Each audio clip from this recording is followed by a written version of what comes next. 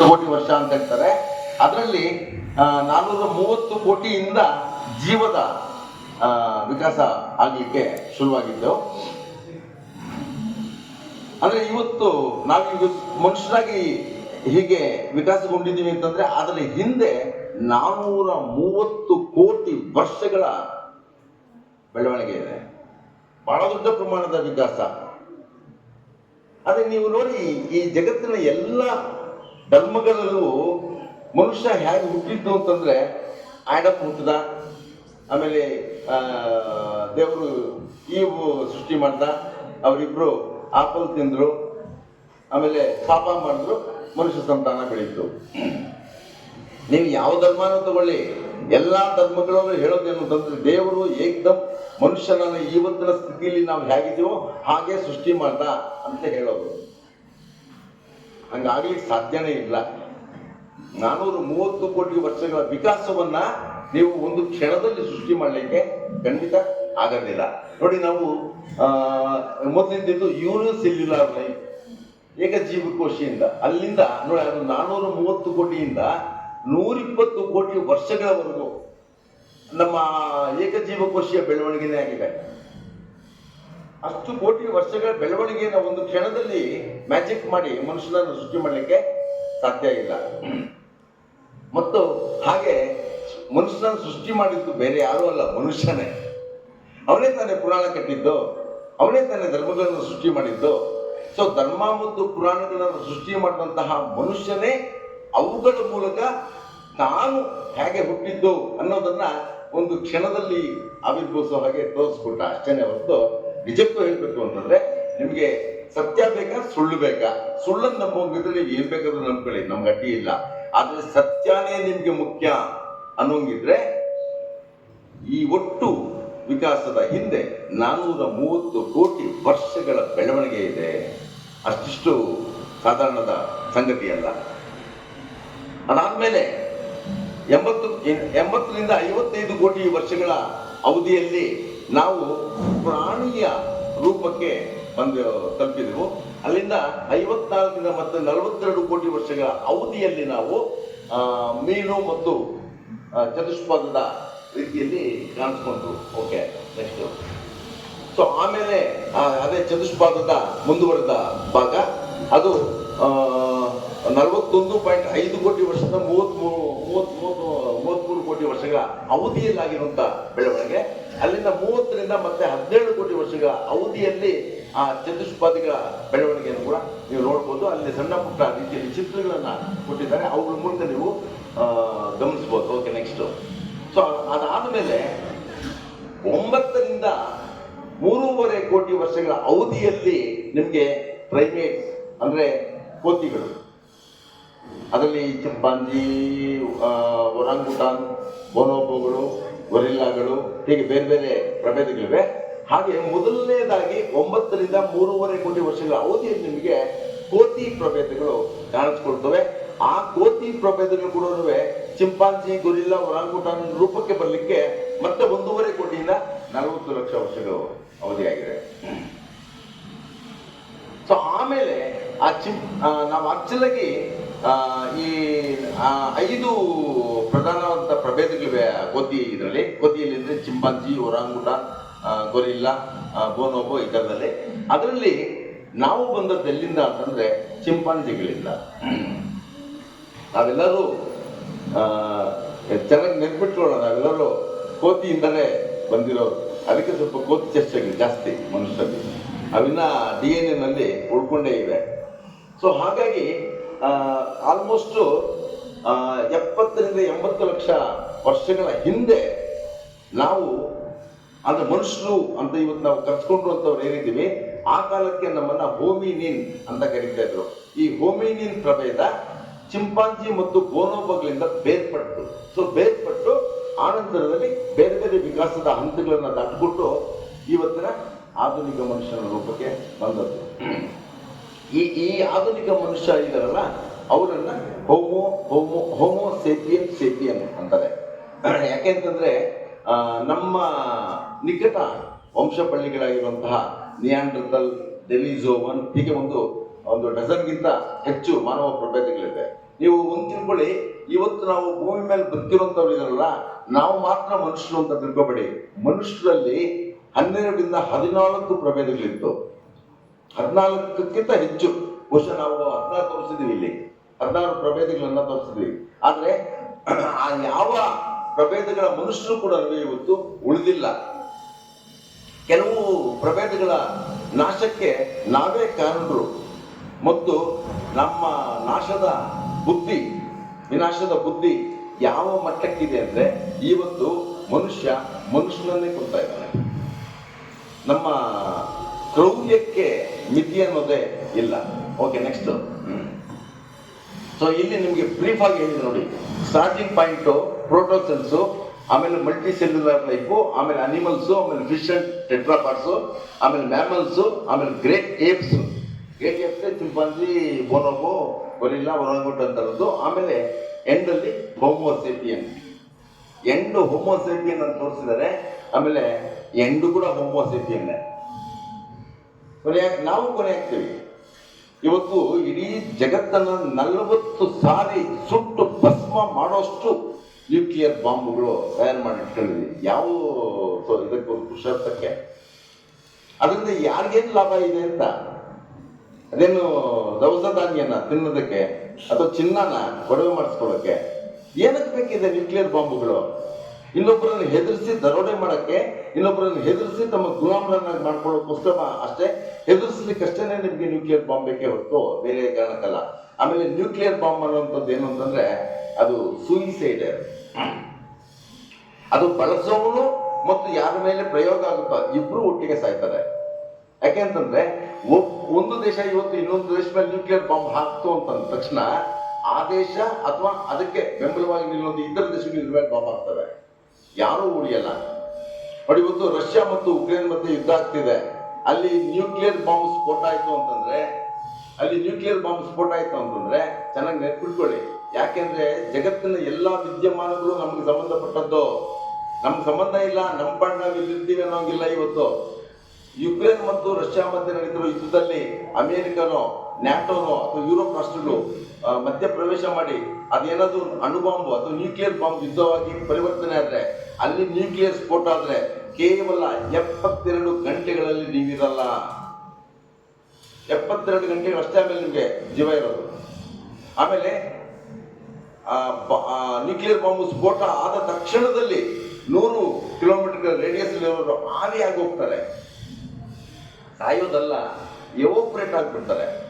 So ನೀವು 72 ಗಂಟೆ, ಯಾಕೆ ನಿಮ್ಗೆ 72 ಗಂಟೆ ಅಂದ್ರೆ ನೀವು ನರಕ ನೋಡ್ಬೇಕಲ್ವಾ? ನೀವು ಈ ಸರ್ಕಾರಗಳು, ಜಗತ್ತಿನ ಪ್ರಭುತ್ವಗಳು ನ್ಯೂಕ್ಲಿಯರ್ ಬಾಂಬ್ ತಯಾರು ಮಾಡೋದಕ್ಕೆ ನಿಮ್ಮ ಟ್ಯಾಕ್ಸ್ ಹಣ ಕೊಟ್ಟಿದ್ದೀರಿ. ಮತ್ತು ಯಾಕೆ ನ್ಯೂಕ್ಲಿಯರ್ ಬಾಂಬ್ ಮಾಡ್ತಿದ್ದೀರಿ ಅಂತ ನೀವು ಪ್ರಶ್ನೆ ಮಾಡದೇ ಇರುವಂತಹ ಸಾಮಾಜಿಕ ಅಪರಾಧಕ್ಕೋಸ್ಕರ ನಿಮಗೆ ಪನಿಷ್ಮೆಂಟ್ 72 ಗಂಟೆ ನೀವು ನರಕನ ನೋಡ್ತೀರಿ. ಹೆಂಗೆ ಅಂತಂದ್ರೆ ನಿಮ್ಮ ಚರ್ಮ ಹಿಂಗೆ ಕಿತ್ತು ಬರ್ತಾ ಇರ್ತದೆ, ನಿಮ್ಮ ಎಲ್ಲಾ ರಂಧ್ರಗಳಿಂದಲೂ ಬ್ಲಡ್ ಬರ್ತಾ ಇರ್ತದೆ. 72 ಗಂಟೆ ನರಕ ಅನುಭವಿಸಿ ಸಾಯ್ತೀರಿ. ಆದ್ರೆ ಇವತ್ತು ನೀವು ಯಾರು ಕೂಡ ಯಾಕೆ ಇಸ್ರೇಲ್ ಮತ್ತು ಪ್ಯಾಲೆಸ್ತೀನ್ ಮಧ್ಯೆ ಯುದ್ಧ ಆಗ್ತಿದೆ ಕೇಳೋದಿಲ್ಲ. ನೀವು ಓದೋದು ಇಲ್ಲ, ತಿಳ್ಕೊಳ್ಳೋದು ಇಲ್ಲ. ಯಾಕಂದ್ರೆ ನಿಮ್ಗೆ ಸಂಬಂಧ ಇಲ್ಲ ಅಂತ ನೀವು ತಿಳ್ಕೊಂಡಿದ್ದೀರಿ. ಇವತ್ತು ಜಗತ್ತು ಸಾವಿರಾರು ಮೈಲಿಗಳ ದೂರದಲ್ಲಿ ಒಂದೊಂದು ದೇಶ ಇದ್ರು ಕೂಡ ಇವತ್ತು ಅದೊಂದು ಸಣ್ಣ ವಿಲೇಜ್ ಅಲ್ಲಿ ಎಲ್ಲೋ ಒಂದ್ ಕಡೆ ಗಲಾಟೆ ಆಗಿ ಬೆಂಕಿ ಬಿತ್ತು ಅಂದ್ರೆ ಇಡೀ ಹಳ್ಳಿ ಭಸ್ಮ ಆಗುತ್ತಲ್ಲ, ಹಾಗೆ ಇವತ್ತು ಅಲ್ಲೆಲ್ಲೋ ಯುದ್ಧ ಆದ್ರೆ ನಿಮ್ದೇನು ಪಾತ್ರ ಇದ್ರೂ ಕೂಡ ನೀವು ಸಾಯ್ತೀರಿ. ನಿಮ್ಮ ಸಾವಿಗೆ ನೀವೇ ಕಾರಣರು, ನೀವೇ ಜವಾಬ್ದಾರರು. ಯಾಕೆಂತಂದ್ರೆ ನೀವು ಸಾಮಾಜಿಕ ಜವಾಬ್ದಾರಿ ತೋರಿಸ್ತಾ ಇಲ್ಲ. ಬರೀ ನಾವು ಕಾಲೇಜಿಗೆ ಹೋಗೋದು, ಓದೋದಷ್ಟೇ ನಮ್ಮ ಕೆಲಸ ಅಂತ ನೀವು ತಿಳ್ಕೊಂಡಿರ್ತೀರಿ. ಅಥವಾ ಕಾಲೇಜ್ ಬಿಟ್ಟು ಕೆಲಸಕ್ಕೆ ಸೇರಿದ ಮೇಲೆ ಕೆಲಸದಲ್ಲಿ ಸಂಪಾದನೆ ಮಾಡ್ಕೊಳ್ಳೋದು, ಅದರಲ್ಲಿ ಇನ್ನೂ ಹೆಚ್ಚು ಸಂಪಾದನೆ, ಅತಿಯಾದ ಸಂಪಾದನೆ ಮಾಡಿಕೊಂಡು ಸೈಟ್ ಮಾಡೋದು, ಬಂಗ್ಲೆ ಇಟ್ಕೊಳ್ಳೋದು, ಕಾರ್ ಇಟ್ಕೊಳ್ಳೋದು, ಮಕ್ಕಳಿಗೆ ಆಸ್ತಿ ಮಾಡಿಡೋದು, ಇದನ್ನೇ ಅಂತ ತಿಳ್ಕೊಂಡಿದ್ದೀರಿ. ಯಾವ ಕ್ಷಣ ಬೇಕಾದ್ರೂ ಇಡೀ ಭೂಮಿ ಭಸ್ಮ ಆಗ್ಬಲ್ಲದು. ಅದಕ್ಕೆ ಯಾರೋ ಔಟ್ಸೈಡ್ ಇಂದ ಶತ್ರುಗಳು ಗಾಳಿ ಮಾಡ್ತಾ ಇಲ್ಲ. ಮನುಷ್ಯನ ಒಳಗೇನೆ ಶತ್ರು ಅಡಗಿದ್ದಾನೆ. ನಮ್ಮ ಒಳಗಡೆನೆ ನನ್ನ ಸಾವು ಅಡಗಿದೆ, ನನ್ನ ಶತ್ರು ಅಡಗಿದ್ದಾನೆ. ಅದನ್ನ ನಾನು ಪ್ರಶ್ನಿಸ್ತಾ ಇಲ್ಲ, ಅದನ್ನ ನಾನು ಕೇಳ್ತಿಲ್ಲ. ಯಾರನ್ನ ಅಧಿಕಾರಕ್ಕೆ ತಂದ್ರೆ ನಾವು ಸುರಕ್ಷಿತ ಅಂತೂ ಕೂಡ ನಾವು ಮಿನಿಮಮ್ ಆದ ಯೋಚನೆ ಮಾಡ್ತಾ ಇಲ್ಲ. ಅಷ್ಟು ಜೋಬತ್ರಗೇಡಿಗಳು ನಾವು, ಅಷ್ಟು ಬೇಜವಾಬ್ದಾರಿ ಜನ ನಾವೇ ಅಲ್ಲ, ಇಡೀ ಜಗತ್ತಿನ ಎಲ್ಲರೂ. ಒಬ್ಬ ತಿಕ್ಕಲ್ನನ್ನ ಅಮೇರಿಕನ್ರು ಪ್ರೆಸಿಡೆಂಟ್ ಮಾಡ್ತಾರೆ. ತಿಕ್ಕಲ ಅಂದ್ರೆ ತಿಕ್ಕಲ ಅವನು. ಟ್ಯಾರಿಫ್ ಅಂತ ಹಾಕ್ತಾರೆ. ಟ್ಯಾರಿಫ್ ಅಂದ್ರೆ ಏನು ಅಂತ ಕೂಡ ನಿಮ್ಗೆ ಗೊತ್ತಿರೋದಿಲ್ಲ. 30%, 40%, 130%. ಇಲ್ಲಿ ಮಿತಿನೇ ಬೇಡವಾ? ನೀವು 100 ರೂಪಾಯಿ ಸಾಮಾನನ್ನ ಅಲ್ಲಿಂದ ತರಿಸಿದ್ರೆ ಅದ್ರ ಮೇಲೆ 130 ರೂಪಾಯಿ ಟ್ಯಾಕ್ಸ್ ಬರೋ ತರದಲ್ಲಿ ಇದಕ್ಕೇನಾದ್ರು ಲಾಜಿಕ್ ಇದೆಯಾ? ಸೊ ಈ ತರದ ಕ್ರೇಜಿ ಮನುಷ್ಯರನ್ನ ನಾವು ಪ್ರೆಸಿಡೆಂಟ್ಗಳನ್ನ ಮಾಡ್ತಾ ಇದ್ದೀವಿ. ಎಲ್ಲ ಕಡೆ ಇದೇ ತರದವ್ರೆ. ಎಕ್ಸೆಪ್ಷನಲ್ ಆಗಿರುವಂತ ಕೆಲವು ದೇಶಗಳನ್ನ ಬಿಟ್ರೆ ಎಲ್ಲ ಕಡೆ ಇದೇ ತರದ ಬೇಜವಾಬ್ದಾರಿ ಸರ್ಕಾರ, ಪ್ರಭುತ್ವಗಳು ಮತ್ತು ಅಧಿಕಾರಸ್ಥರು ತುಂಬ ಹೋಗಿದ್ದಾರೆ. ಹಾಗಾಗಿ ಯಾವ ಹುಚ್ಚ ಬಂದು ಯಾವ ಕ್ಷಣದಲ್ಲಿ ನ್ಯೂಕ್ಲಿಯರ್ ಬಾಂಬ್ ಬಟನ್ ಒತ್ತುತ್ತಾನೋ ಗೊತ್ತಿಲ್ಲ. ಒಂದು ಬಟನ್ ಒತ್ತಿದ್ರೆ ಆಟೋಮೆಟಿಕ್ ಆಗಿ ಕೆಲವೇ ನಿಮಿಷಗಳಲ್ಲಿ 10 ಕಡೆ ಬಟನ್ಗಳು ಒತ್ತುತ್ತವೆ. ಇಡೀ ಜಗತ್ತು ನಾಶ ಆಗುತ್ತೆ. ನಾಶ ಅಷ್ಟು ಘೋರದ ಪ್ರಮಾಣದಲ್ಲ, ನರಳಿ ಸಾಯ್ಬೇಕಾಗತ್ತೆ. ಅಂತಹ ನರಕವನ್ನು ನಾವೇ ಸೃಷ್ಟಿ ಮಾಡಿಟ್ಕೊಂಡಿದ್ವಿ. ನರಕದ ಮಧ್ಯೆ ನಾವು ಎಷ್ಟೊಂದು ಅಸ್ಥಿರವಾಗಿ ಬದುಕ್ತೀವಿ ಅಂದ್ರೆ ನಮಗೆ ಗೊತ್ತಿಲ್ಲ. ಯಾವತ್ತು ಯಾವ ಕ್ಷಣ ನಮಗೆ ಸಾವು ಬರುತ್ತೋ ನಮ್ಗೆ ಗೊತ್ತಿಲ್ಲ. ನೆಕ್ಸ್ಟ್, ಇದು ಕಲಾವಿದನ ಕಲ್ಪನೆ. ಏಕಜೀವ ಕೋಶ ಹೇಗಿತ್ತು ಅನ್ನೋದ್ರ ಬಗ್ಗೆ, ಅಂದ್ರೆ ಅದಕ್ಕೆ ಸಂಬಂಧಪಟ್ಟಂತ ಒಂದು ಫಾಸಿಲ್ ಪಳೆಯುಳಿಕೆ ಸಿಕ್ಕಿದೆ. ಅದನ್ನ ಒಬ್ಬ ಕಲಾವಿದ ಜೀವ ಇದ್ರೆ ಅದಕ್ಕೆ ಹೆಂಗಿದ್ದಿರಬಹುದು ಅನ್ನೋದನ್ನ ತೋರಿಸಿದೆ.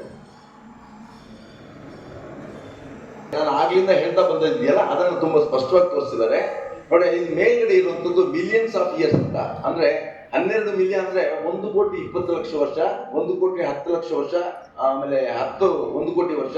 ಹಾಗೆ ನೋಡಿ, ಈಗ 12ರಿಂದ ಆಲ್ಮೋಸ್ಟ್ 90 ಲಕ್ಷ, 1,20,00,000ದಿಂದ 90 ಲಕ್ಷ ವರ್ಷಗಳವರೆಗೆ ನಮ್ಗೇನಿದು ಕಾಣಿಸ್ತಾ ಇಲ್ಲ.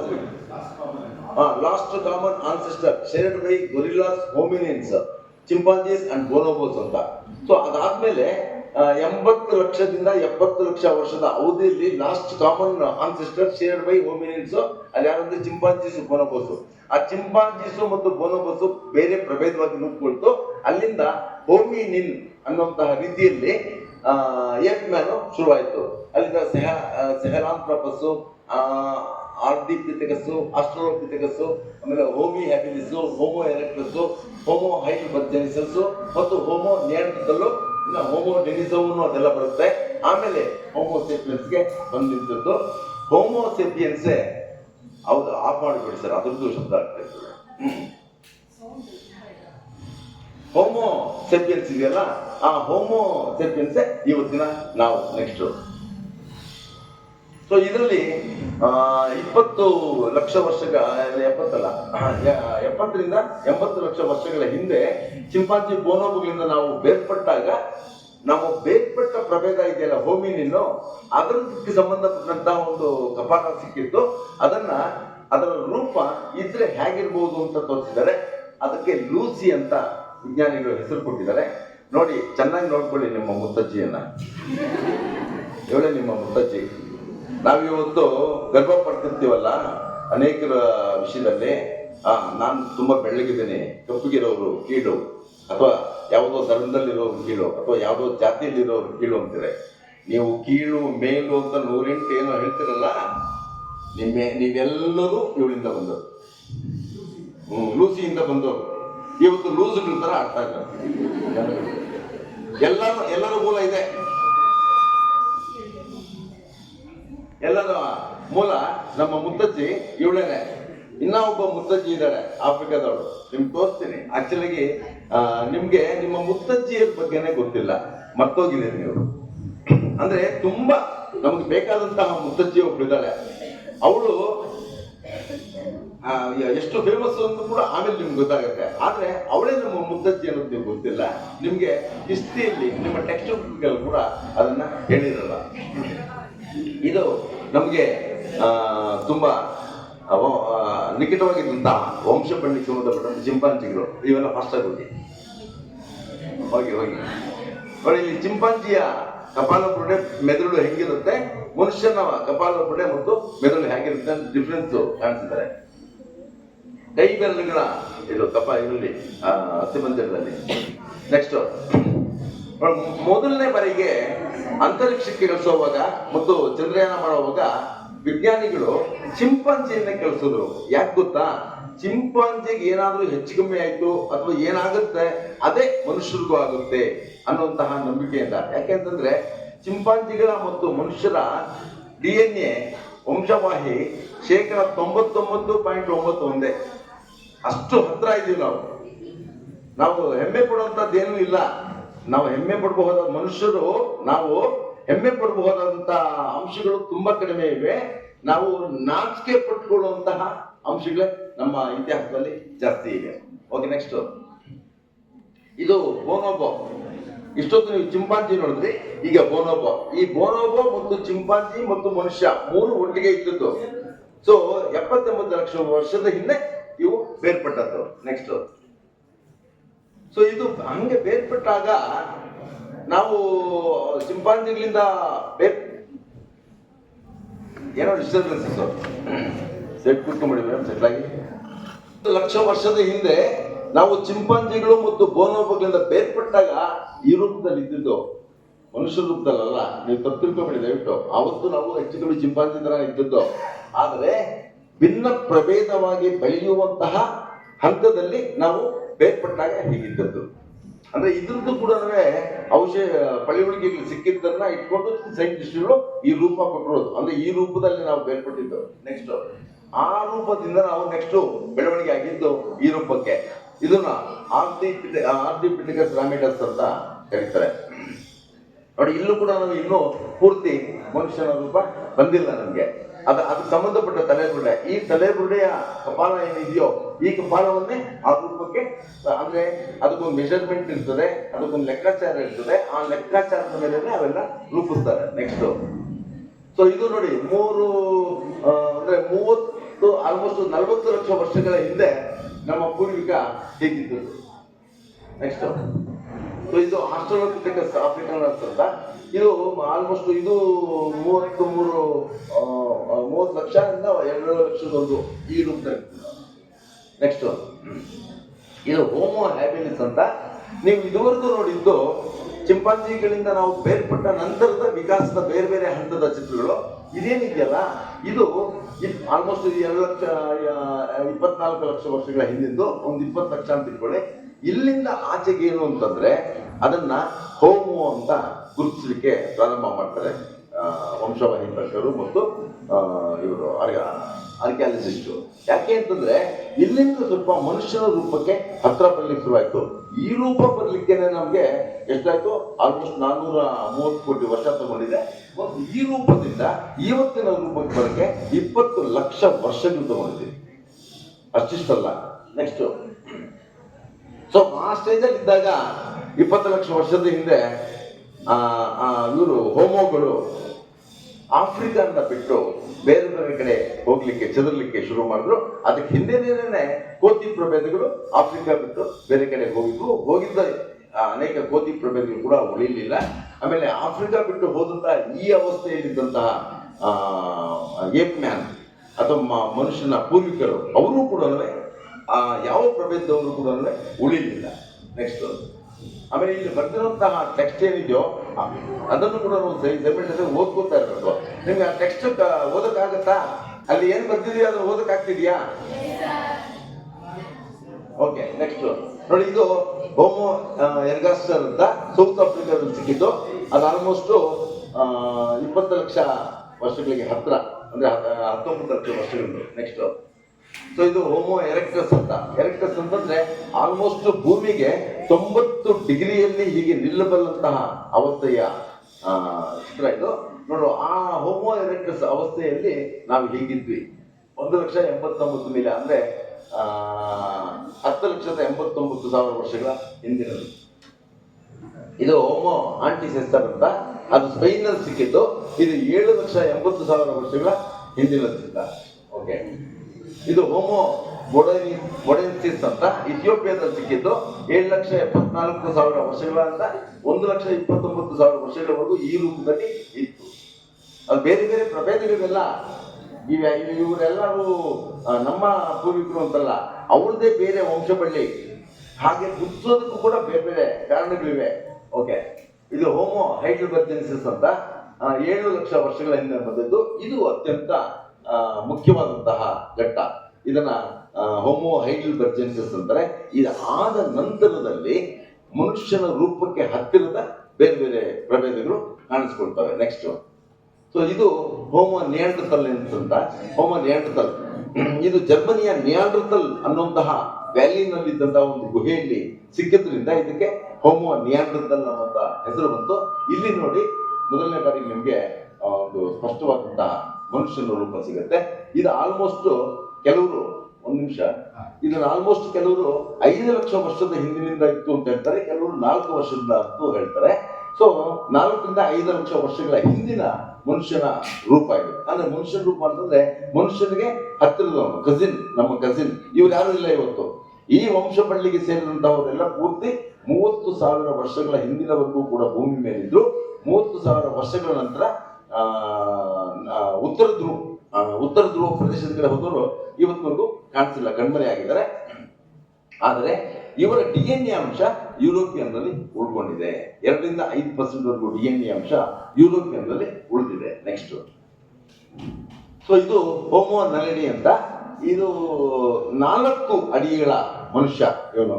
ಆದ್ರೆ ಇವನು ಆಫ್ರಿಕಾದಲ್ಲೇ ಹುಟ್ಟಿ ಆಫ್ರಿಕಾದಲ್ಲೇ ಪೂರ್ತಿ ಕಣ್ಮರೆಯಾಗಿ ಹೋದ. ಈ ವಂಶ ಪ್ರಭೇದ ಕೂಡ ಉಳಿಲಿಲ್ಲ. ನೆಕ್ಸ್ಟ್, ಸೊ ಇದು ಹೋಮೋ ಜುಲೆನ್ಸಿಸ್ ಅಂತ.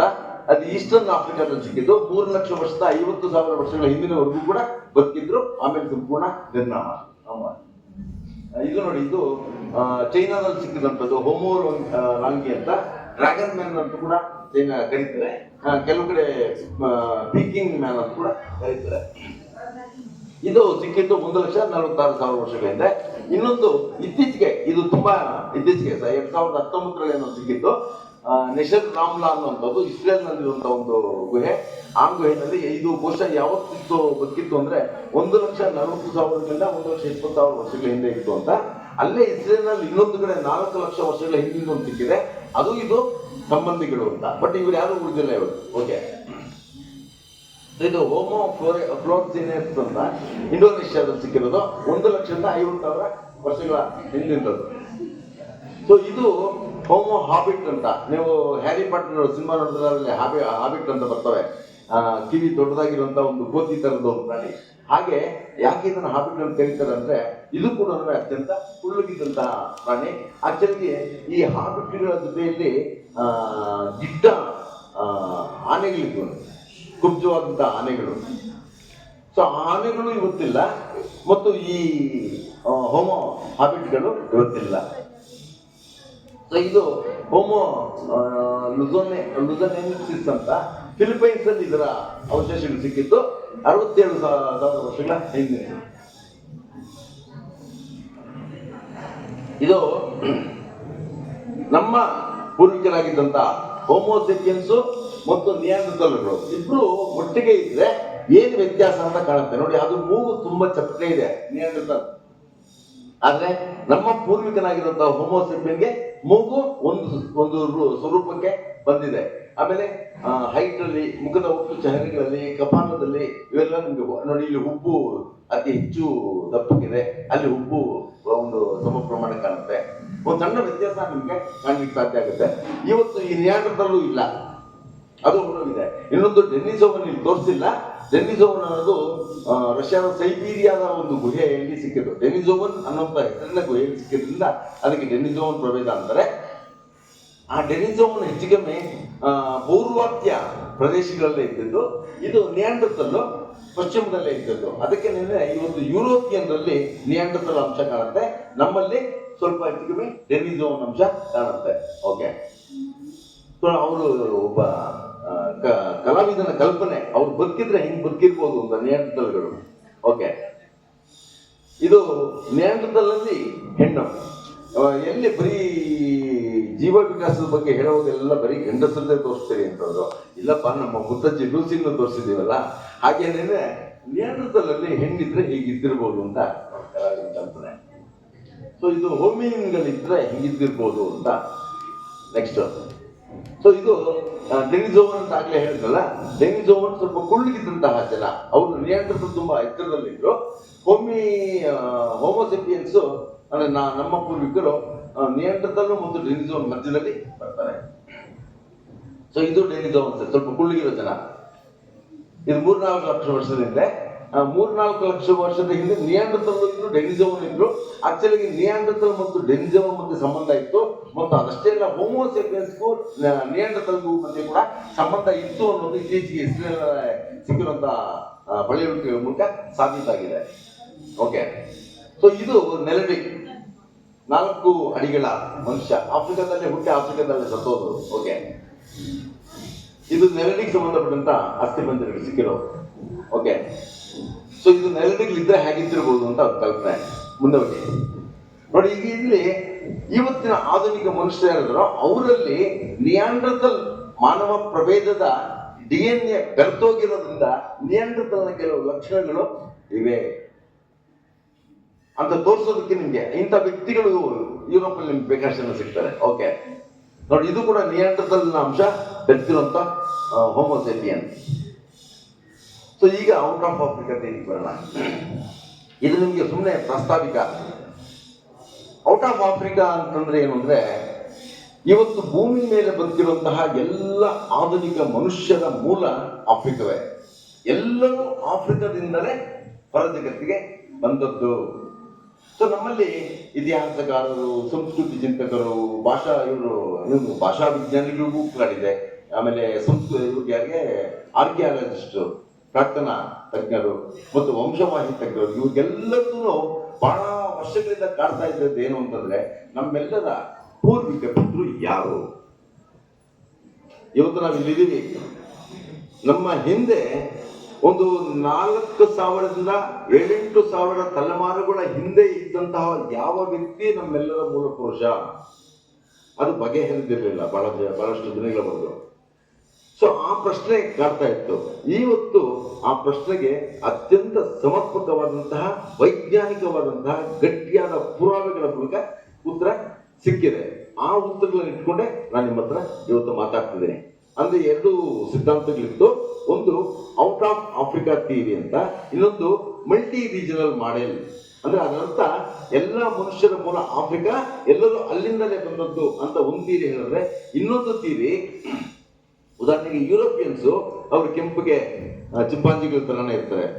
ಅವರು ನಾವು ಆಫ್ರಿಕಾದಲ್ಲಿರುವಂತ ಕಪ್ಪು ಜನ ಇದ್ರಲ್ಲ, ಅವರು ನಮ್ಮ ಪೂರ್ವಿಕ ಪಿತೃಗಳ. ಚೇಚೆ, ಅವ್ರು ನೋಡಿದ್ರೆ ಅಸಹ್ಯ ಆಗುತ್ತೆ, ಅವರನ್ನು ನಮ್ಮ ಪೂರ್ವಿಕರು ಅಂತ ಹೇಳ್ಕೊಳಕ್ಕೆ ಅವಮಾನ ಆಗುತ್ತೆ, ನಾಚಿಕೆ ಆಗುತ್ತೆ ಅಂದ್ಕೊಂಡು ಅವ್ರೇನ್ ಮಾಡೋದು ಅಂತಂದ್ರೆ, ನಮ್ಮ ಮೂಲ ಆಫ್ರಿಕಾ ಅಲ್ಲ, ಜಗತ್ತಲ್ಲಿ ಏಕಕಾಲಕ್ಕೆ ಆಫ್ರಿಕಾದಲ್ಲಿ ಮನುಷ್ಯನ ವಿಕಾಸ ಆದ ಹಾಗೇನೆ ಯುರೋಪಿನ ಭಾಗದಲ್ಲೂ ವಿಕಾಸ ಆಗಿ ನಾವು ಬೇರೆ ರೀತಿಯಲ್ಲಿ ರೂಪುಗೊಂಡಿದ್ದೀವಿ ಅಂತ ಹೇಳ್ಕೊಳ್ಳೋದಕ್ಕೆ ಪ್ರಯತ್ನ ಪಟ್ಟರು. ಆದ್ರೆ ಜಗತ್ತಿನಾದ್ಯಂತ ಇರುವಂತಹ ಎಲ್ಲ ವಿಜ್ಞಾನಿಗಳು ಅದನ್ನ ಸಾರಾಸಟ್ಟಾಗಿ ಹೊಡೆದು ಬಿಸಾಕಿದ್ರು. ಒಬ್ಬ ವಂಶವಾಹಿ ತಜ್ಞ, ಬಹಳ ಜಗತ್ಪ್ರಸಿದ್ಧ ವಂಶವಾಹಿ ತಜ್ಞ ಸ್ಟ್ರಿಂಜರ್ ಅಂತ, ಆತ ಎಷ್ಟು ಚೆನ್ನಾಗಿ ಹೇಳಿದನಂದ್ರೆ, we are all Africans under the skin. ನಿಮ್ಮ ಚರ್ಮದ ಬಣ್ಣ ಬೇರೆ ಬೇರೆ ಇರಬಹುದು, ಚರ್ಮದ ಕೆಳಗೆ ಇಳಿದ್ರೆ ಪೂರ್ತಿ ನಾವೆಲ್ಲ ಆಫ್ರಿಕನ್ಸೇ. ನೀವು ಇಸ್ಲಾಮಲ್ಲಿರಿ, ನೀವು ಕ್ರಿಶ್ಚಿಯನ್ಸ್ ಆಗಿರಿ, ನೀವು ಹಿಂದೂಗಳಾಗಿರಿ, ಸಿಖ್ಖರಾಗಿರಿ, ಜುದಾಯಿಸಮ್ ಅಲ್ಲಿರಿ, ಇನ್ನೇನೋ ಮಾಡ್ಕೊಂಡಿದ್ದೀರಲ್ಲ, 108 ಕೃತ್ರಿಮವಾದಂತಹ ಇನ್ಸ್ಟಿಟ್ಯೂಷನ್ಸ್ ಮತ್ತು 108 ಜಾತಿಗಳು, ಸಾವಿರಾರು ಜಾತಿಗಳು, ನೀವು ಎಲ್ಲಾದ್ರೂ ಇರಿ, ನೀವೆಲ್ಲರೂ ಆಫ್ರಿಕನ್ಸ್. ಇದು ಸತ್ಯ. ಇದು ನಿಮ್ಗೆ ಬಹಳ ಚೆನ್ನಾಗಿ ಮಂದಟ್ಟಾಗಬೇಕಾದಂತ ವಿಚಾರ. ಆದ್ರೆ ಆಫ್ರಿಕನ್ಸ್ ಅಲ್ಲಿ ಇವತ್ತು ನಾವು ನೋಡೋ ದೃಷ್ಟಿ ಹೇಗಿದೆ? ನಿಮ್ಮ ತಾತ ಒಬ್ಬ ಕಪ್ಪಗಿದ್ರೆ ನೀವು ಹಾಗೆ ನೋಡ್ತೀರಾ? ನೋಡೋದಿಲ್ವಲ್ಲ. ಹಾಗೆ ಅವ್ರು ನಮ್ಮ ಪೂರ್ವಿಕರನ್ನ ಅವಮಾನ ಮಾಡಿದ್ರೆ ಅದು ನಿಮಗೆ ನೀವೇ ಮಾಡ್ಕೊಳ್ಳೋ ಅವಮಾನ. ಯೋಚನೆ ಮಾಡಿ, ಆಕಾಶಕ್ಕೆ ಉಗುಳದಂಗೆ ಉಗುಳು ನಿಮ್ಮ ಮುಖದ ಮೇಲೆ ಬೀಳುತ್ತೆ. ಹಾಗಾಗಿ ಪ್ರತಿ ಜೀವಿಯ ಬಗ್ಗೆ ಕೂಡ ನಾವು ಸಮಾನವಾದಂತಹ ಗೌರವ, ಘನತೆ, ಪ್ರೀತಿಯಿಂದಲೇ ವ್ಯವಹರಿಸಬೇಕು, ಯಾರೇ ಆಗಿರಲಿ. ಶತ್ರುವನ್ನು ಕೂಡ ಪ್ರೀತಿಸಿ ಅಂತ ಹೇಳ್ತಾರೆ ಬುದ್ಧನಂತವರು. ಅಂತದ್ರಲ್ಲಿ ಶತ್ರುವೇ ಅಲ್ಲದೆ ಇರೋರನ್ನ ದ್ವೇಷಿಸೋದು ಅಂದ್ರೆ ಏನರ್ಥ? ಏನಾಗಿದೆ ನಮ್ಮ ಮೆದುಳಿಗೆ? ಎಲ್ಲಿ ಅಡ ಇಟ್ಟಿದ್ದೀವಿ? ಯೋಚನೆ ಮಾಡೋ ಸ್ವಂತ ಶಕ್ತಿನೇ ಕಳ್ಕೊಂಡ್ಬಿಟ್ಟಿದೀವಲ್ಲ. ವಿವೇಚನೆ ಅನ್ನುವಂಥದ್ದು ಎಷ್ಟು ದೊಡ್ಡ ಶಕ್ತಿ ಗೊತ್ತಾ? ಯಾವುದು ಹಾವು ಯಾವುದು ಹಗ್ಗ ಅಂತ ನಿಮಗೆ ವ್ಯತ್ಯಾಸನ ಗುರುತಿಸುವಂತ ವಿವೇಚನೆ ಶಕ್ತಿ ಇದೆಯಲ್ಲ, ಅದನ್ನ ನೀವು ಕೋಟ್ಯಾಂತರ ಮೈಲಿಗಳ ಹಿಂದಕ್ಕೂ ತಗೊಂಡೋಗಿ ಬಳಸ್ಕೋಬಹುದು. ನೀವು ಬಳಸ್ತಿಲ್ಲ. ನಿಮ್ಮ ಬ್ರೈನ್ ಕುಬ್ಜವಾಗಿ ಹೋಗಿದೆ. ತಮಾಷೆಗೆ ಹೇಳ್ತಾರಲ್ಲ, ಬಾವಿಯಲ್ಲಿರೋ ಕಪ್ಪೆ ಅಂತ. ಬಾವಿಲಿರೋ ಕಪ್ಪೆಗಾದ್ರೂ ಬ್ರೈನ್ ಇದೆ, ಮನುಷ್ಯರಿಗೆ ಅಷ್ಟೂ ಇಲ್ಲ. ಕೂತಿರೋ ಕೊಂಬೆನ ಕಡಿಯುವಂತ ಬುದ್ಧಿ ನಮ್ದು. ಸ್ವತಃ ಕಾಲ ಮೇಲೆ ಕಲ್ಲು ಹಾಕೊಳ್ಳುವಂತ, ಕಲ್ಲು ಹಾಕೊಂಡ್ರು ಪರವಾಗಿಲ್ಲ, ಅದಕ್ಕಿಂತ ಗೌರವಾದದನ್ನ ನ್ಯೂಕ್ಲಿಯರ್ ಬಾಂಬನ್ನೇ ಹಾಕೋತಾ ಇದ್ದೀವಿ ನಾವು. ಸೊ ಹಾಗಾಗಿ ನಾವು ಯೋಚನೆ ಮಾಡೋ ಪ್ರಾಣಿಗಳು, ಆಲೋಚನಾ ಶಕ್ತಿ ಇರುವಂಥವ್ರು ಸರಿಯಾದ ದಿಕ್ಕಲ್ಲಿ ನಮ್ಮ ಆಲೋಚನೆಯನ್ನು ಹರಿಸದೇ ಇದ್ರೆ, ನಮ್ಮೊಳಗಿರುವಂತಹ ಕಾಮನ್ ಸೆನ್ಸ್, ಸಾಮಾನ್ಯ ಜ್ಞಾನ ಅಂತೀವಲ್ಲ, ಅದನ್ನು ನೀವು ಸರಿಯಾದ ರೀತಿಯಲ್ಲಿ ಬಳಸದೆ ಹೋದ್ರೆ ಆನಂತರ ಆಗುವ ಅನಾಹುತಗಳಿಗೆಲ್ಲ ನೀವೇ ಜವಾಬ್ದಾರ, ನೀವೇ ಕಾರಣರು. ಅದಕ್ಕೆ ಒಬ್ರು ಹೇಳ್ತಾರೆ, ನಮ್ಮ ಇಂಗ್ಲಿಷ್ ಭಾಷೆ ಹೇಳೋ, common sense is very uncommon thing in the world ಅಂತ. ಕಾಮನ್ ಸೆನ್ಸ್ ಇಲ್ಲ ಇಂಡಿಯನ್ಸ್ಗಂತೂ 0.01% ಇದ್ರೆ ಹೆಚ್ಚು ಕಾಮನ್ ಸೆನ್ಸ್. ನೀವು ದಾರಿಯಲ್ಲಿರುವಂತ ಅಂಗಡಿಗಳಲ್ಲಿ ವ್ಯಾಪಾರ ಮಾಡುವಾಗ, ಭಿಕ್ಷುಕರ ಜೊತೆ ವ್ಯವಹಾರ ಮಾಡುವಾಗ ನಿಮ್ಗೆ ಕಾಮನ್ ಸೆನ್ಸ್ ತುಂಬಾ ಚೆನ್ನಾಗಿ ಗೊತ್ತಾಗುತ್ತೆ. ಆದ್ರೆ ಲಕ್ಷಾಂತರ ಕೋಟಿ ರೂಪಾಯಿಗಳ ಅವ್ಯವಹಾರ ನಡೀತಿದೆ ಅಂತಂದ್ರೆ ಅನ್ಕಾಮನ್ ಥಿಂಗ್. ಕಾಮನ್ ಸೆನ್ಸೇ ಇಲ್ಲ ಇಂಡಿಯನ್ಸ್ಗೆ. ತುಂಬಾ ಬೇಜಾರಾಗುತ್ತೆ ಮಾತಾಡೋಕ್ಕೆ, ನಾಚಿಕೆ ಪಡ್ಕೋಬೇಕು. ಯಾರು ಕಾಮನ್ ಸೆನ್ಸ್ ಇಲ್ಲ ಅವ್ರಿಗೂ ನಿಜವಾಗ್ಲೂ ಒಂದು ನಾಚಿಕೆ ಪಡ್ಕೊಂಡು ಸೂಸೈಡ್ ಮಾಡ್ಕೋಬೇಕು ಆ ಲೆವೆಲ್. ಅಂದ್ರೆ ಅವ್ರಿಗೆ ಸೆನ್ಸಿಬಿಲಿಟಿನೇ ಇಲ್ಲ. ನಾವು ಮನುಷ್ಯರು ಯಾವ ಕಾಲದಲ್ಲಿದ್ದೀವಿ, ಎಷ್ಟೆಲ್ಲ ನಮ್ಮ ಇತಿಹಾಸದಲ್ಲಿ ಅಭಿವೃದ್ಧಿಗಳು, ಹೊಸ ಹೊಸ ಪ್ರಗತಿಗಳು, ಹೊಸ ಹೊಸ ಸಂಶೋಧನೆಗಳಾಗಿವೆ. ಅವೆಲ್ಲವೂ ಬಳಸ್ತಾ ಇದ್ದೀವಿ ನಾವು ಇವತ್ತು. ಎಲ್ಲವನ್ನು ಬಳಸ್ಕೊಂಡು ನ್ಯಾನೋ ಟೆಕ್ನಾಲಜಿಲಿ ಅದಕ್ಕೂ ಮೀರಿದಂತ ಇಡೀ ವಿಶ್ವದ ಮಲ್ಟಿವರ್ಸ್ ಅನ್ನ, ವರ್ಮ್ ಹೋಲ್ನ ಇವೆಲ್ಲ ನೋಡ್ತಾ ಇದ್ದೀವಿ. ಎಷ್ಟು ಕುಬ್ಜವಾಗಿ ಹುಳುಗಳ ತರ ಯೋಚನೆ ಮಾಡ್ತೀವಿ ನಾವು. ಚಂಡಿ ಬಚ್ಚಲಲ್ಲಿ ಬಿದ್ದರೆ ಹುಳುಗಳಿರ್ತಾವಲ್ಲ, ಆ ಲೆವೆಲ್ ಯೋಚನೆ ಮಾಡ್ತೀವಿ ನಾವು. ಸ್ವಲ್ಪ ವಿಶಾಲವಾಗಿ ಯೋಚನೆ ಮಾಡಿ ದಯವಿಟ್ಟು. ನಿಮ್ಮ ಬುದ್ಧಿ ಬಹಳಷ್ಟು ಸಾಮರ್ಥ್ಯ ಇದೆ, ಬಳಸ್ತಿಲ್ಲ. ಓಕೆ, ಸೊ ಈ ಔಟ್ ಆಫ್ ಆಫ್ರಿಕಾ ತೀರಿ ಏನ್ ಹೇಳುತ್ತೆ ನೋಡೋಣ. ಸೊ ಇದು ಸಹಾರಾದಲ್ಲಿ, ಆಫ್ರಿಕಾದ ಉತ್ತರ ಭಾಗದಲ್ಲಿ ಪೂರ್ತಿ ಸಹಾರಾ ಮರುಭೂಮಿ ಇದೆ. ಆದ್ರೆ ಈ ಸಹಾರಾ ಮರುಭೂಮಿಯ ಒಂದು ವಿಶೇಷತೆ ಏನು ಅಂತಂದ್ರೆ, ಅದಕ್ಕೆ ಒಂದು ಪಂಪ್ ಥಿಯರಿ ಅಂತ ಕರೀತಾರೆ, ಸಹಾರಾ ಡೆಸರ್ಟ್ ಪಂಪ್ ಥಿಯರಿ ಅಂತ. ಏನು ಅಂತಂದ್ರೆ, ಅದು ಮನುಷ್ಯನ ಶ್ವಾಸಕೋಶದ ಹಾಗೆ. ಒಂದ್ಸಾರಿ ಉಸಿರು ಒಳಗೆ ಕೇಳ್ಕೊಂಡಾಗ ಇದು ಪೂರ್ತಿ ಮರುಭೂಮಿನೇ ಹೋಗಿ ಅಲ್ಲೆಲ್ಲ ಹಸಿರು ಕಾಣಿಸ್ಕೊಳ್ಳುತ್ತೆ. ಮತ್ತೆ ನಿಶ್ವಾಸ ಬಿಟ್ಟಾಗ ಅಲ್ಲಿ ಪೂರ್ತಿ ಮರುಭೂಮಿ ಏರ್ಪಡುತ್ತೆ. ಅಂದ್ರೆ 21,000 ವರ್ಷಗಳಿಗೆ ಒಂದು ಸಾರಿ ಸಹಾರಾ ಮರುಭೂಮಿ ಹಸಿರಾಗುತ್ತೆ. 21,000 ವರ್ಷಗಳ ಹಿಂದೆ. ಮತ್ತು ಇನ್ನೊಂದು 21,000 ವರ್ಷಗಳವರೆಗೂ ಮತ್ತೆ ಮರುಭೂಮಿಯಾಗಿ ಉಳಿದಿರುತ್ತೆ ಹಾಗೆ. ಸೊ ಹಾಗೆ ಯಾವಾಗ ಅದು ಮರುಭೂಮಿ ಆಗುತ್ತೆ, ಆವಾಗ ಹಸಿರು ಕಡಿಮೆ ಆಗುತ್ತೆ, ನೀರು ಕಡಿಮೆ ಆಗುತ್ತೆ. ಪ್ರಾಣಿಗಳೆಲ್ಲ ಪೂರ್ತಿ ಆ ಮರುಭೂಮಿಯ ಪ್ರದೇಶವನ್ನು ಬಿಟ್ಟು ನೀರು ಮತ್ತು ಹಸಿರಿರೋ ಕಡೆಗೆ ಬರ್ತವೆ. ಮತ್ತು ಅಲ್ಲಿ ಎಲ್ಲ ಪ್ರಾಣಿಗಳಿಗೂ ಮತ್ತು ಜೀವಿಗಳಿಗೆ ಅವಕಾಶ ಕಡಿಮೆ ಆದ್ರೆ ಅಥವಾ ಆಹಾರ ಸಿಗದೆ ಹೋದಾಗ ಅವು ಆಫ್ರಿಕಾ ಬಿಟ್ಟು ಹೊರಗೆ ಹೋಗ್ಲಿಕ್ಕೆ ಯೋಚನೆ ಮಾಡ್ತವೆ. ಆಫ್ರಿಕಾ ಬಿಟ್ಟು ಹೊರಗೆ ಯಾಕೆ ಮನುಷ್ಯ ಬಂದಿದ್ದು ಅಂತಂದ್ರೆ ಈ ಸಹಾರಾ ಪಂಪ್ ಥಿಯರಿಯ ಕಾರಣದಿಂದ. ಓಕೆ, ನೆಕ್ಸ್ಟ್ ಮುಂದಿನ ಚಿತ್ರದಲ್ಲಿ ನಿಮಗೆ ತೋರಿಸ್ತೀವಿ.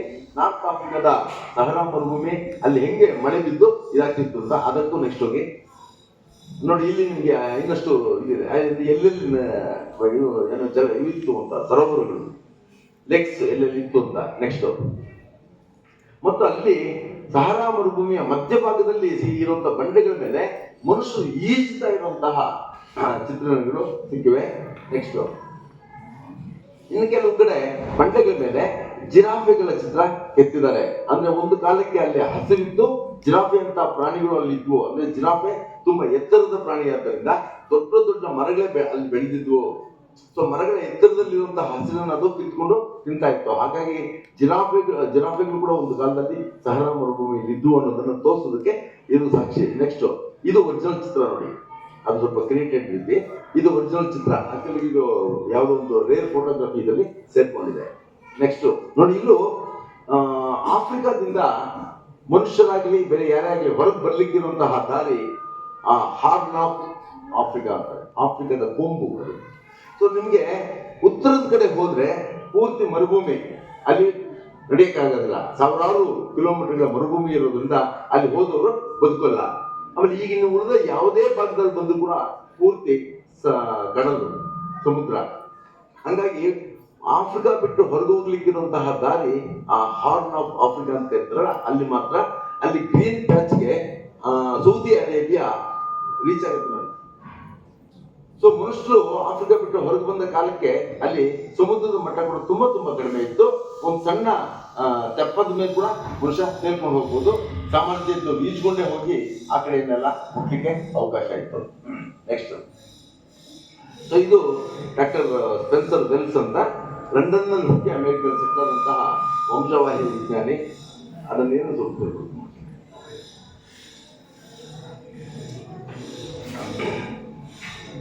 ಈ ಡಾಕ್ಟರ್ ಸ್ಪೆನ್ಸರ್ ವೆಲ್ಸ್ ಅನ್ನುವಂತಹ ವಿಜ್ಞಾನಿ,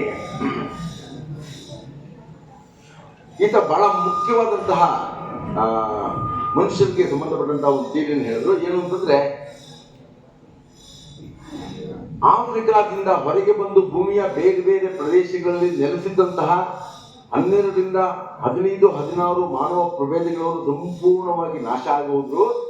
ಇವತ್ತು ಉಳಿದಿರುವಂತವ್ರು, ಇವತ್ತು ಅಮೆರಿಕದಲ್ಲಿ ಇರಲಿ, ಇಂಡೋನೇಷ್ಯಾ ಇರಲಿ, ಚೈನಾದಲ್ಲಿ, ಜಪಾನ್ ಇರಲಿ, ಅಥವಾ ಲ್ಯಾಟಿನ್ ಅಮೆರಿಕ ಇರಲಿ, ಆಫ್ರಿಕಾ ಎಲ್ಲೇ ಇರಲಿ, ಇಡೀ ಜಗತ್ತಿನಾದ್ಯಂತ ಇವತ್ತು ಇರುವಂತಹ ಎಲ್ಲ ಮನುಷ್ಯರ ಮೂಲ ಪುರುಷ ಕೇವಲ 70,000 ವರ್ಷಗಳ ಹಿಂದೆ ಆಫ್ರಿಕಾದಲ್ಲಿ, ಅದರಲ್ಲೂ ಕಲಹರಿ ಮರುಭೂಮಿಯಲ್ಲಿ ನಮೀಬಿಯಾ ದೇಶದಲ್ಲಿದ್ದಂತ ಒಬ್ಬ ಕೋಯಿ ಸ್ಯಾನ್ ಬುಷ್ಮನ್ ಅನ್ನುವಂತ ವ್ಯಕ್ತಿ ಇವತ್ತು ಜೀವಂತವಾಗಿ ಅವರಿದ್ದಾರೆ. ಆ ಬುಡಕಟ್ಟಿನ ಜನ ಕೂಡ ಅವರು ನಮ್ಮ ಪೂರ್ವಿಕರು. ನಮ್ಮ ಸಂಸ್ಕೃತಿ ಇರಲಿ, ನಮ್ಮ ಧರ್ಮ ಇರಲಿ, ನಮ್ಮ ಭಾಷೆ ಇರಲಿ, ಅಥವಾ ನಮ್ಮ ಜನಾಂಗೀಯ ಹಿನ್ನೆಲೆ ಇರಲಿ, ಅಥವಾ ನಮ್ಮ ಫಿಸಿಕಲ್ ಸ್ಟ್ರಕ್ಚರ್, ಇವೆಲ್ಲವೂ ಕೂಡ ಇವತ್ತು ಅಲ್ಲಿಂದಲೇ ಬಂದದ್ದು. ಅವರು ಆಫ್ರಿಕನ್ರೇ. ಸೊ ಇವತ್ತಿಗೂ ಅವರು ಇನ್ನು ಬೇಟೆಗಾರ ಹಂತದಲ್ಲೇ ಇದ್ದಾರೆ ಬುಡಕಟ್ಟು ಜನ. ನೆಕ್ಸ್ಟ್ ತೋರಿಸಿ ಅವ್ರಿಗೆ. ಸೊ ಇವರು ಬರೆದಿರುವಂತ ಪುಸ್ತಕಗಳು journey of man a genetic odyssey ಅಂತ, ಇನ್ನೊಂದು ಡೀಪ್ ಆನ್ಸೆಸ್ಟ್ರಿ. ನೆಕ್ಸ್ಟ್ ನೋಡಿ, ಇವರು ನಮ್ಮ ಮೂಲ ಪುರುಷ. ಇವತ್ತು ಗೊತ್ತಿರುವಂತ ಮನುಷ್ಯರಿಗೆಲ್ಲರಿಗೂ ಮೂಲ ಪುರುಷ ಇದನ್ನೇ. ಇನ್ನು ಉಳಿದ ಎಲ್ಲ ಪ್ರಭೇದಗಳು ಹೋಗ್ಬಿಟ್ಟಿವೆ, ಕಣ್ಮನೆ ಆಗಿವೆ, ನಾಶ ಆಗಿದೆ. ಸೊ ಇವರೇ ಕೋಯಿ ಸ್ಯಾನ್ ಅಂತ, ಯುರೋಪಿಯನ್ಸ್ ಅವ್ರನ್ನ ಪುಷ್ಪನ್ ಅಂತ ಕರೀತಾರೆ. ಒಟ್ಟು ಬುಡಕಟ್ಟು ಹಂತದಲ್ಲಿ ಇವತ್ತು ಬೇಟೆಗಾರ ಹಂತದಲ್ಲಿ. ನೆಕ್ಸ್ಟ್ ನೋಡಿ, ಇವತ್ತು ಅವರು ಬೇಟೆಯಾಡೆ ಬದುಕುವಂಥವ್ರು. ನೆಕ್ಸ್ಟ್, ಸೊ ಇದೇನು ಅಂತಂದ್ರೆ ಬಹಳ ಸಿಂಪಲ್ ಆಗಿ ಹೇಳ್ತೀನಿ ನೋಡ್ರಿ.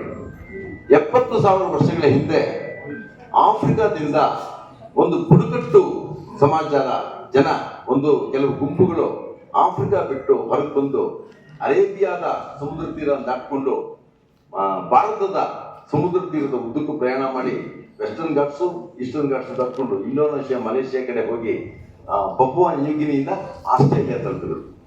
ಅಂದ್ರೆ ಆಫ್ರಿಕಾದಿಂದ ಹಿಡಿದು ಆಸ್ಟ್ರೇಲಿಯಾದವರೆಗೂ ಇವರ ಈ ಜರ್ನಿ ಏನಿದೆಯೋ, ಈ ಜರ್ನಿ 3,000 ವರ್ಷಗಳ ಅವಧಿಯದ್ದು. ಈ ಜರ್ನಿಯ ಉದ್ದಕ್ಕೂ ಅವರು ಅಲ್ಲಲ್ಲೇ ಒಂದಷ್ಟು ಗುಂಪು ಉಳ್ಕೊಂಡ್ಬಿಟ್ರು.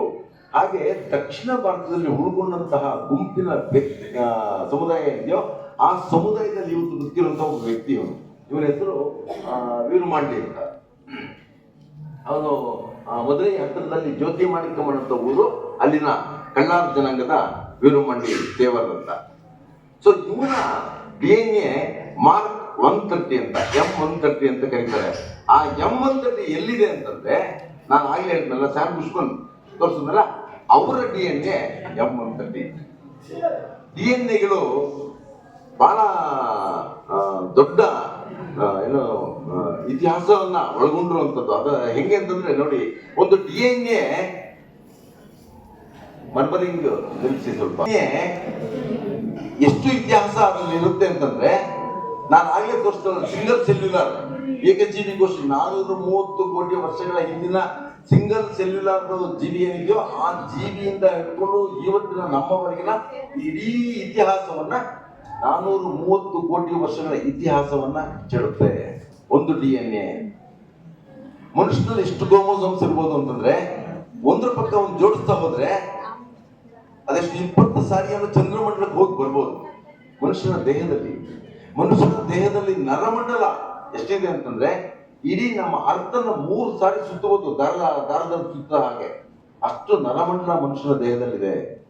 ಈ ದೇಹನ ನಾವು ಅಭಿಮಾನದಿಂದ ನೋಡ್ಬೇಕು. ಇಂಥ ಯಂತ್ರ ಇನ್ನೊಂದಿಲ್ಲ. ನೀವು ಎಷ್ಟು ರೋಬೋಗಳನ್ನ ಕ್ರಿಯೇಟ್ ಮಾಡಿದ್ರು ಕೂಡ ಇಷ್ಟು ಅತ್ಯದ್ಭುತವಾದಂತಹ ಮ್ಯಾಜಿಕ್ಸ್ ಅನ್ನ ಕ್ರಿಯೇಟ್ ಮಾಡುವಂತಹ ಇನ್ನೊಂದು ಯಂತ್ರ ಭೂಮಿ ಮೇಲೆ ಇಲ್ಲ. ಆ ಯಂತ್ರವನ್ನ ಸದ್ಬಳಕೆ ಮಾಡ್ಕೊಳ್ತೇ ಹೋದ್ರೆ ಮಾತ್ರ ಅದಕ್ಕೆ ನಾವೇ ಹೋಗ್ತಾರೆ. ಇರ್ಲಿ, ಓಕೆ. ಇಲ್ಲಿ ಇವ್ರು ಹೇಳಿದ್ರಲ್ಲ, ಸ್ಪೆನ್ಸರ್ ವೆಲ್ಸನ್ ಅಂತವರು ವಿಜ್ಞಾನಿ, ಆತ ಹೇಳಿದ ಪ್ರಕಾರ 70 ವರ್ಷದ ಹಿಂದೆ ಆಫ್ರಿಕಾ ಬಿಟ್ಟು ಹೊರಗೆ ಬಂದಂತವ್ರು ಏನಿದ್ರು ಅವರು 3000 ವರ್ಷಗಳ ನಿರಂತರ ಯಾನದ ಮೂಲಕ ಆಸ್ಟ್ರೇಲಿಯಾ ತಲುಪಿದ್ರು.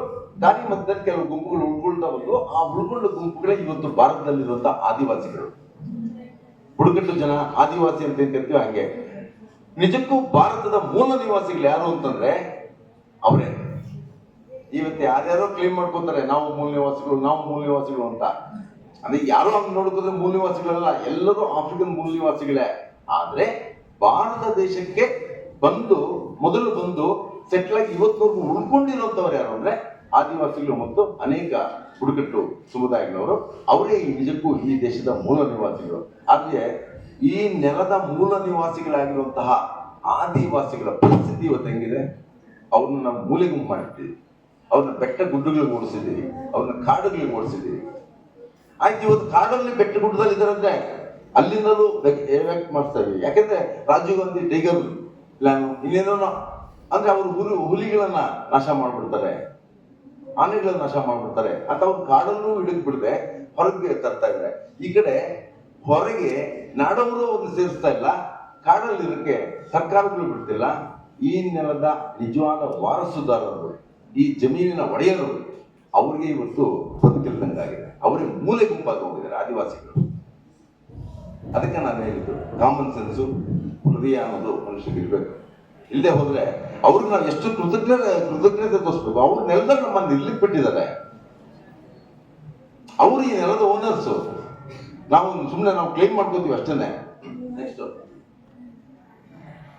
ನೋಡಿ, ಇಲ್ಲಿ ಒಟ್ಟು ಆಫ್ರಿಕಾದ ಹಿಡ್ಕೊಂಡು ಆಫ್ರಿಕಾನ್ ಬಿಟ್ಟು ನಾವು ಈಗ ಸದ್ಯಕ್ಕೆ ಇಂಡಿಯಾದ ಯೋಚನೆ ಮಾಡ್ತೀವಿ. ಇಂಡಿಯಾದ ಆಸ್ಟ್ರೇಲಿಯಾವರೆಗೂ ಮೂಲ DNA ಅಂಶ ಕಚ್ಚು, ಗುಜರಾತ್ನ ಕಚ್ಚಿನ ಯಾವುದೋ 5% ಇದೆ, ಮದುರೈ ಕಡೆ 7% ಜನರಲ್ ಇದೆ.